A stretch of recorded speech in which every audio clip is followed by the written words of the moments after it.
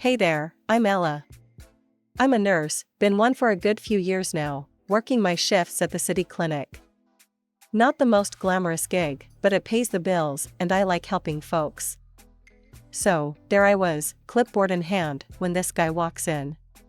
His name's Tom, and he's got his dad with him, an older gent who seemed a bit out of sorts. Tom looked all sorts of worried, his eyes scanning the busy waiting room like he was lost. Seeing him like that, I figured he needed a hand. "Hey, can I help you guys?" I called out as I approached them. Tom turned to me with a relieved look. "Oh, thank goodness. We're trying to find Dr. Lewis's office.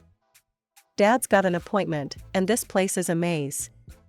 I smiled, gesturing for them to follow. "You're not wrong there. Come on, I'll take you there." As we walked, his dad, who introduced himself as George, kept quiet, just shuffling along with us. Tom, on the other hand, chatted away. "Dad's been a bit under the weather, and we've been worried." "No worries, you've done the right thing bringing him in. How long has he been feeling off?" I asked, trying to get a sense of how urgent the situation was. "A couple of weeks now. Just hasn't been himself, you know?" I nodded, understanding the anxiety that comes with seeing a parent unwell. "Yeah, I get that. It's tough. But you're doing a great job looking after him." Tom gave a half smile, clearly appreciating the support. "Thanks, Ella. I'm just trying to do my best." By then, we had reached the office, and I opened the door for them. "Here you go. Dr. Lewis will take good care of your dad." I waved goodbye and headed back to my station, feeling good about helping them out. Little did I know, that brief encounter would be just the beginning of something new for me. Tom's kind face and genuine concern for his dad stuck with me. It's not every day you meet someone who genuinely radiates kindness. Back at the nurse's station, my colleague Jess nudged me. "Looked like you just made a new friend." "Focus on your work, Jess," I teased, but I couldn't help the smile that lingered on my face as I thought about Tom's kind eyes and easy smile. It turned out, that wasn't the last I'd see of Tom. He'd pop in now and then, sometimes with his dad, sometimes with questions, or even just to say hi. Each visit, our chats got longer, laughter a bit louder, and I found myself looking forward to those unexpected moments.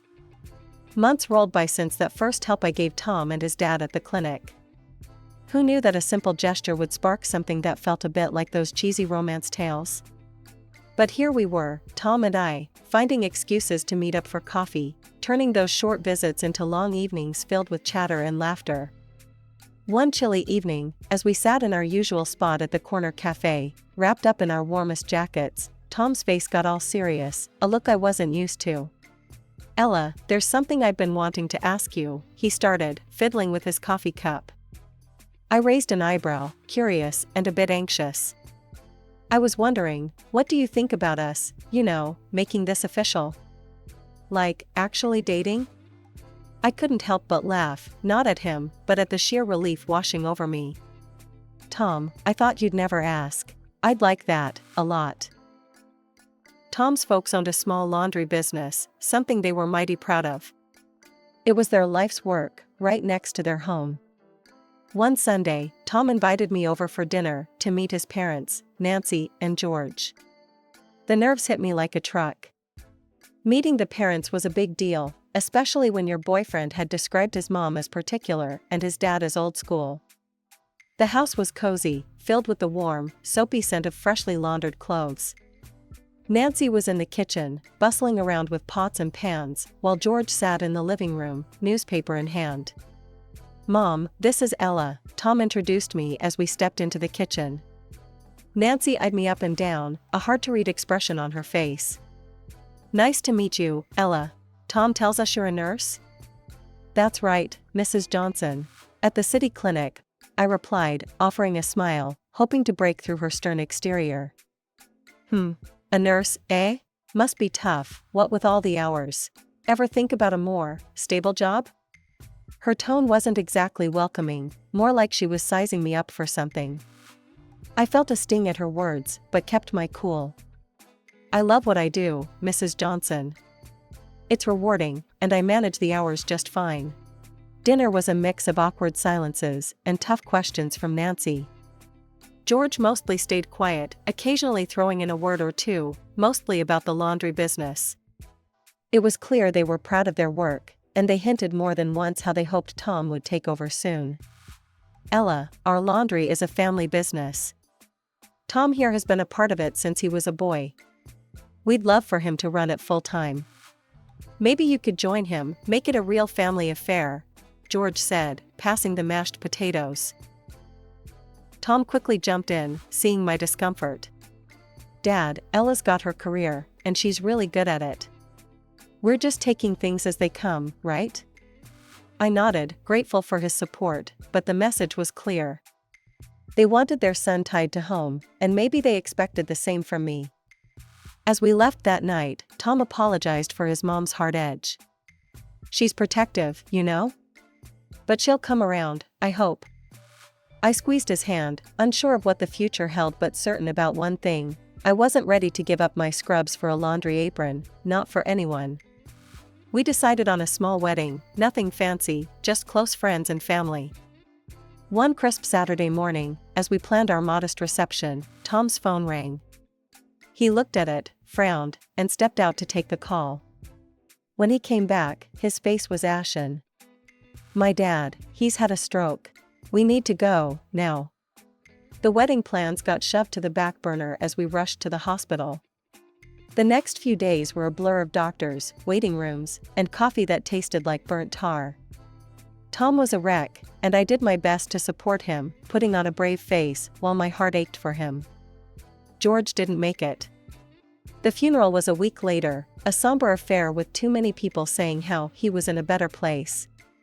I stood by Tom, holding his hand, feeling the weight of his grief. After the funeral, Nancy was a shadow of herself, quieter and more withdrawn. That's when Tom dropped the bombshell. Ella, I need to be there for my mom. She shouldn't be alone right now. I was thinking, maybe we should move in with her, just for a while, until she gets back on her feet. The idea of living with Nancy, in that house that felt more like a business than a home, made my stomach turn. But I saw the desperation in Tom's eyes, and I loved him, so I agreed. And yet, first of all, we went to the mayor's office and legitimized our relationship, without a lavish ceremony and a white dress. Mr. and Mrs. Johnson. The move was hectic. Between packing up our stuff and trying to comfort a grieving mother-in-law, I barely had time to process my own feelings. Nancy wasn't exactly warm, it was her house, and she made sure we knew it. Ella, make sure those boxes go in the storage room. We need to keep the hallway clear, she instructed the day we moved our last suitcase in. Of course, Nancy. We'll handle it, I replied, trying to keep the peace. Life at Nancy's was tough.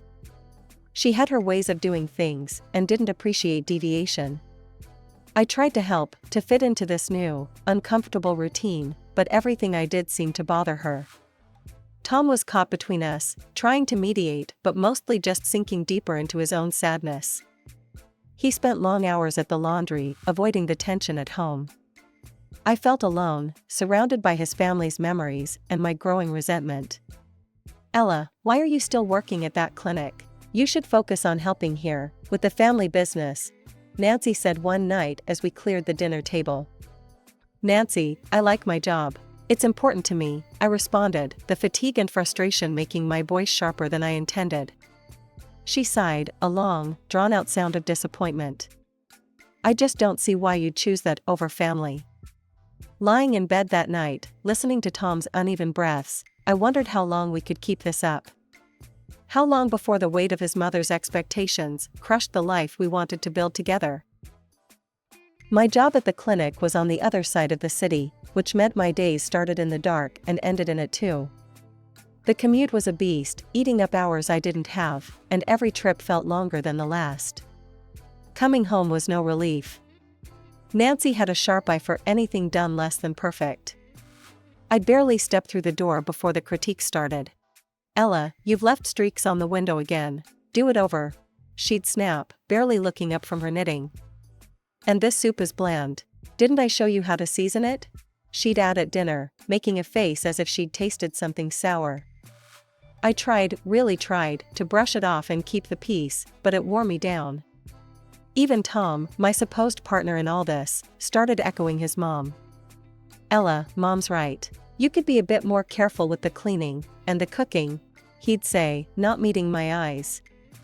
It stung, hearing that from him, like I was failing some test I didn't sign up for. Our home felt less like ours, and more like I was an unwelcome guest who couldn't do anything right. One day, after a particularly rough shift at the clinic where I'd stayed late to cover for a coworker, earning me a small bonus, I came home with an idea. I was dead on my feet, but excited to share it with Tom. "Babe, I got a little bonus at work today. We've both been under so much stress. Why don't we take a short vacation? Just a few days. We deserve a break," I suggested, hoping for a moment of connection. Tom looked up from the bills he was sorting, his face unreadable. "That sounds great, babe, but I can't just leave the laundry. Mom can't handle it alone." "It's just a few days, Tom. She can manage, or we could call in some temporary help," I pushed back, needing something to feel normal again. Before Tom could reply, Nancy walked into the room, having caught the tail end of our conversation. Her face was set in a hard line. "A vacation? And leave me to deal with everything here? You think I'm just your backup plan, Ella? That's heartless, even cruel," Nancy snapped, her voice cold. "I'm not your servant, ready to pick up slack so you can frolic on the beach. I'm not made of steel." Tom's gaze followed her, and then he looked at me, his expression tight. "Mom's got a point, Ella. You can be a bit insensitive. Maybe now's not the time for a vacation." That hurt more than Nancy's words. My own husband, who should have had my back, sided with her over a simple, well-deserved break. I felt a mix of anger and sadness, a cocktail of emotions that left me more exhausted. So, my vacation days rolled around, and instead of lying on a beach somewhere, sipping something tropical, I was stuck at home. I spent those days mostly alone, with Tom at the laundry and Nancy giving me the cold shoulder. I'd escape to the city beach when I could, soaking up some sun and pretending things were different. Splitting my time between the clinic and the laundry wasn't my dream scenario, but after months of nonstop nagging from Nancy and Tom about not pitching in, I caved.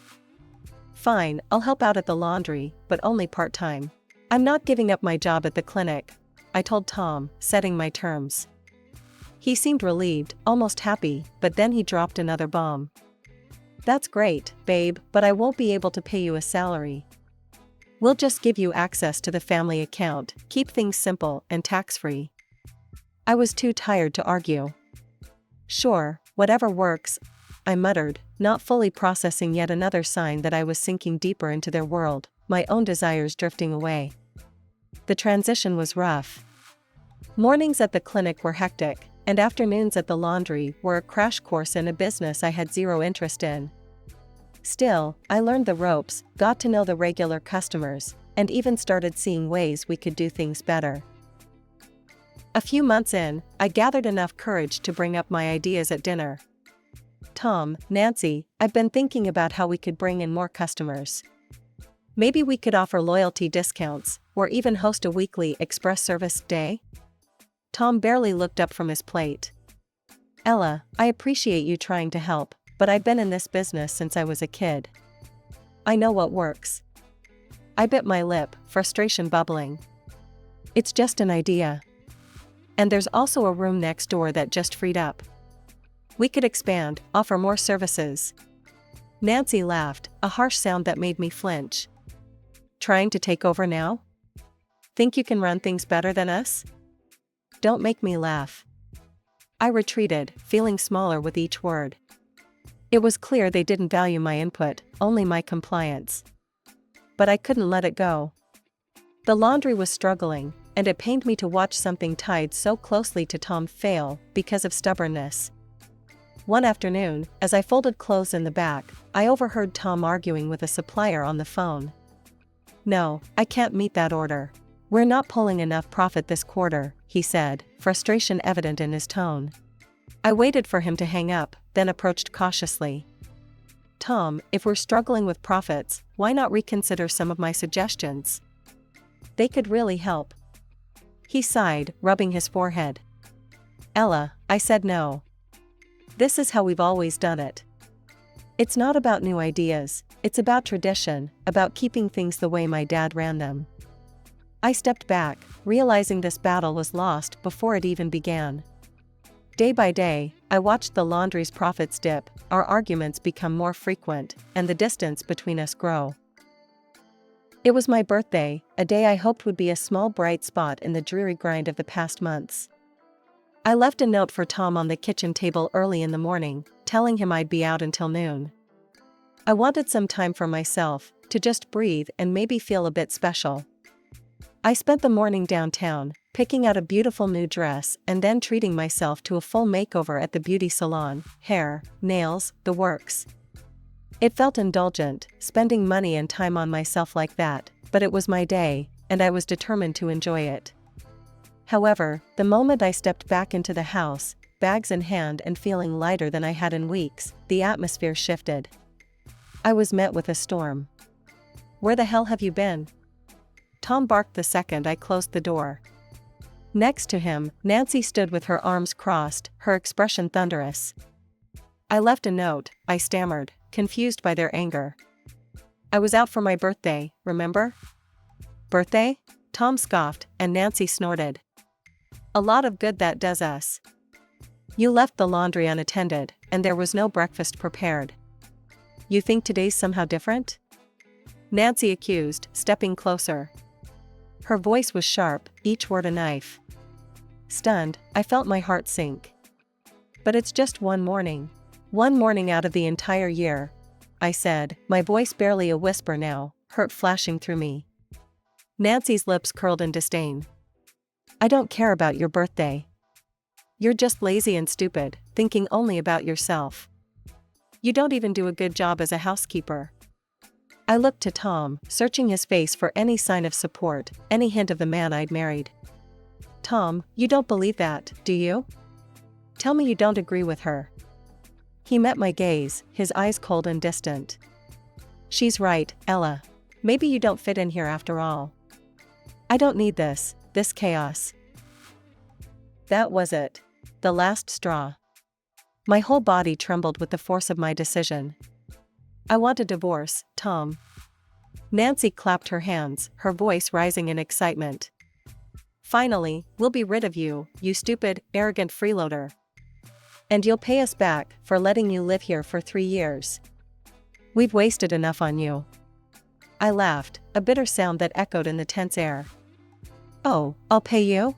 Funny, I was thinking you owe me for all the unpaid labor. For every holiday, every sick day I never took. That's what you'll be paying me.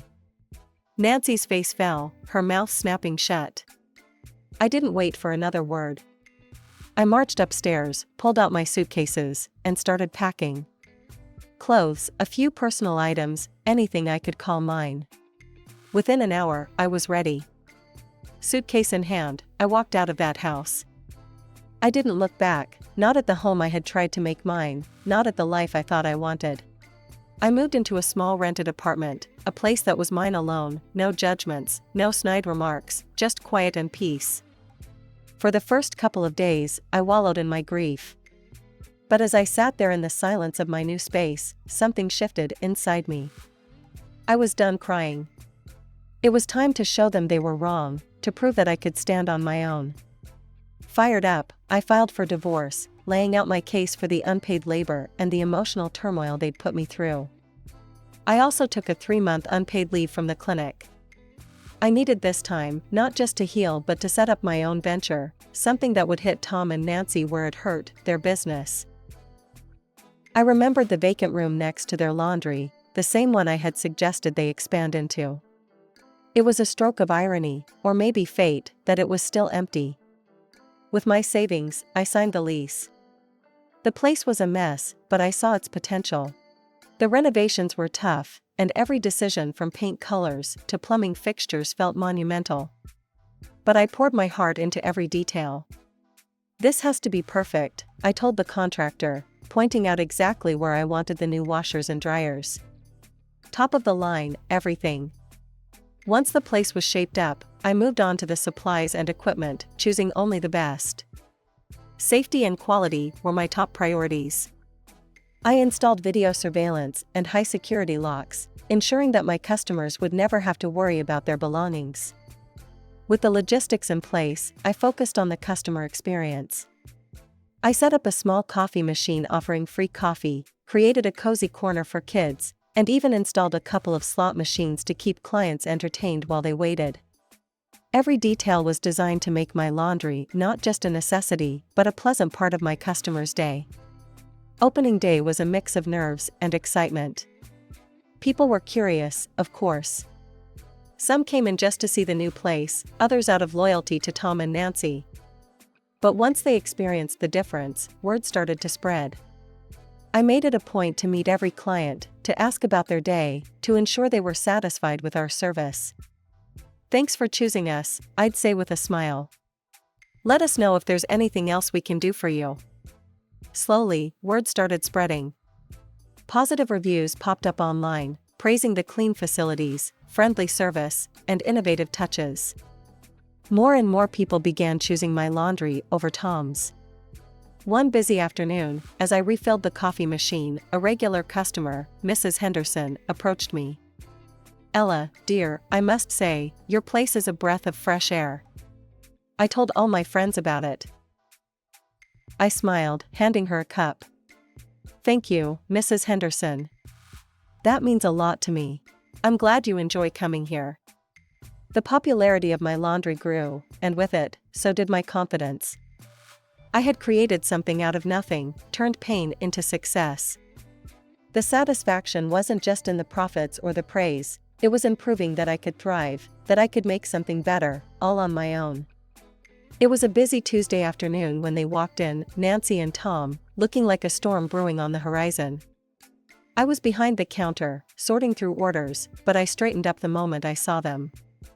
My heart skipped, not out of fear, but readiness.